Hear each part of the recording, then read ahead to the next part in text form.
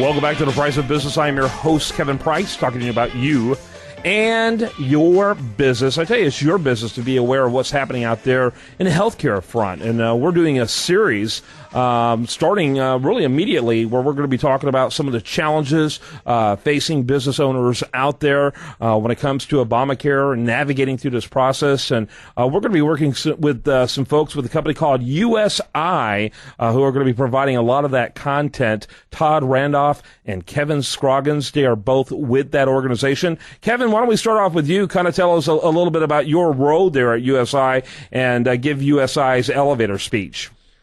Okay. I'm the president of USI for USI Southwest Employee Benefits, which consists of offices in Dallas, Austin, San Antonio, New Orleans, and, of course, Houston.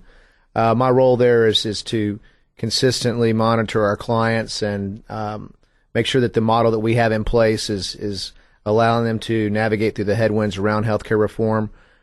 We've created a model 7 years back that is really focused around the mid-market with risk attorneys on staff, underwriters, actuaries on staff, wellness consultants, and medical directors, which is really needed even more now as you're facing this legislation that's come down the pipe. Yeah, absolutely. And Todd, he talked about mid-market. There's sometimes confusion as exactly what that means. Kind of narrow that down. Describe what that looks like. Narrow it down to a broad range? Yeah, narrow it down to a broad range. Well put. You must be a radio guy. Anyway.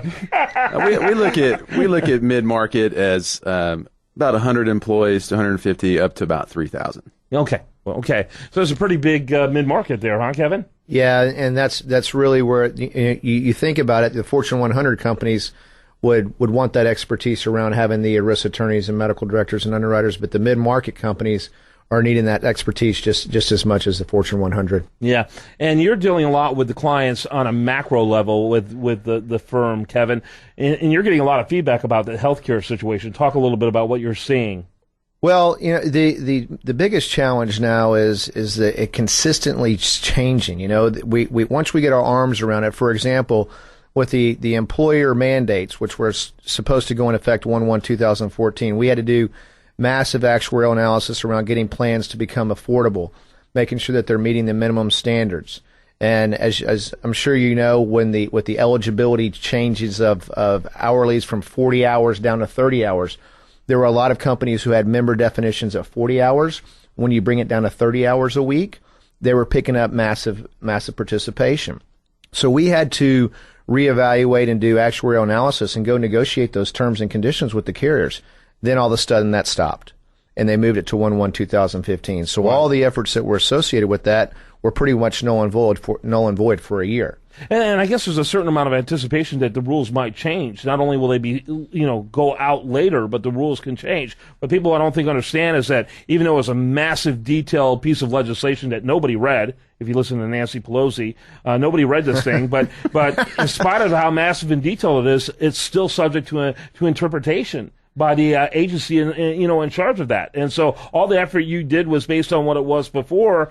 Now no one has any idea what that's going to end up looking at. Well, that's where it gets a little frustrating, right? I mean, you come out with the legislation, everybody reacts, including both the brokers, the consultants, and the insurance carriers. And, of course, business owners are like, and then the what? business owners are coming back to us and saying, hey, you told us this, but now this is what's happened because President Obama pulled out one piece of it just like that.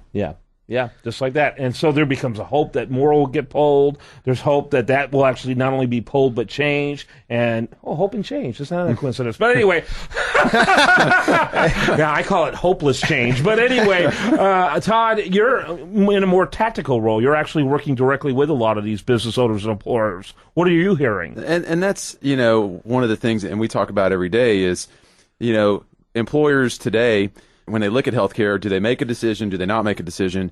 And my job strategically is to keep them informed, to keep them moving forward, and to provide as much detail as we can around the issues and the mandates, whether they change or not, and prepare them for when they become effective. And we look at things in not just 6-month or 1-year strategies. We look at 2, 3, 4 years out. So our strategies have to constantly evolve with the client's needs as well. Yeah, very interesting. And I'm assuming, Kevin, that you guys are spending a lot of time trying to prepare your reps, as much as possible. Are you doing additional training, or what are you doing? Hide your head in the sand. Well, what has happened is, we have our risk attorney who, Wendy Carmichael, she trains our staff not only weekly, monthly, there's internal training. She has weekly emails that go out to our clients because, again, this stuff is consistently changing and clients are confused. Let me give you an example. By October 1st, the employers, our clients, your clients, are supposed to be advising their employees around the exchanges. And we have employers now, because the employer mandate was extended to 1/1/2015. They didn't realize that they still need to advise their employees of the exchanges. Massive confusion. Wendy is trying to educate them, trying to train our staff on the documents, the templates that have to go out to our clients, which then have to be turned around to the employees. Most employers are sitting back saying, hey, what does this document look like?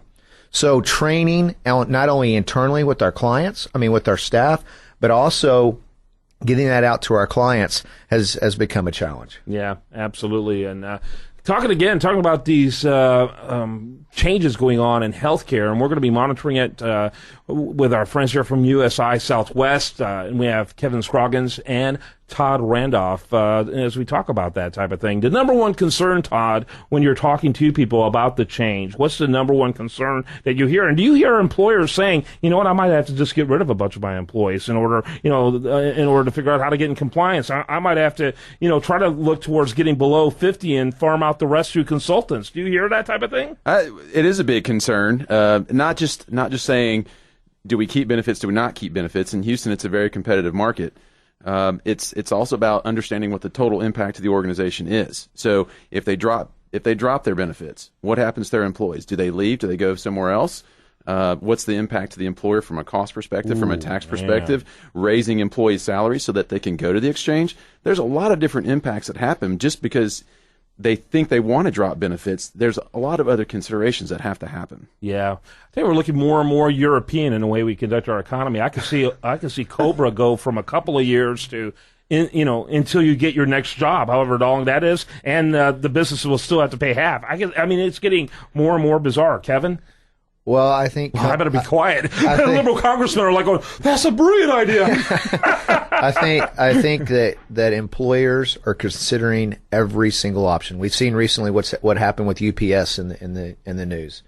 They're advising their employees if spouses have coverage elsewhere, they have to take it. That's eliminating almost, I think the publication said 15,000 members on their plan. These employers are coming to us and asking, what are the innovative solutions that we can use to help navigate through healthcare reform? Todd is right. Not only taxes, do we drop benefits? What are the penalties? There are so many foxholes you can go down, and things you have to consider. Yeah, absolutely. Great comments, great questions. Love hearing the perspective of those who are working with people out there trying to navigate through this, one of the most challenging times in U.S. economic history for business owners. So we're going to be doing a series on it. We'd love to hear from you. You can email us at info@usabusinessradio.com. We might bring your story to our audience attention, info@usabusinessradio.com. Meanwhile, your website, usisouthwest.com. It's usi.biz. Yeah, but USI Southwest is a region of USI. Yes, there you go. Check out that. Thanks, gentlemen. Thank you. When we come back, much more for you. Do want to remind you, best content here shows up over there at usdailyreview.com. While there, like it on Facebook, follow it on Twitter.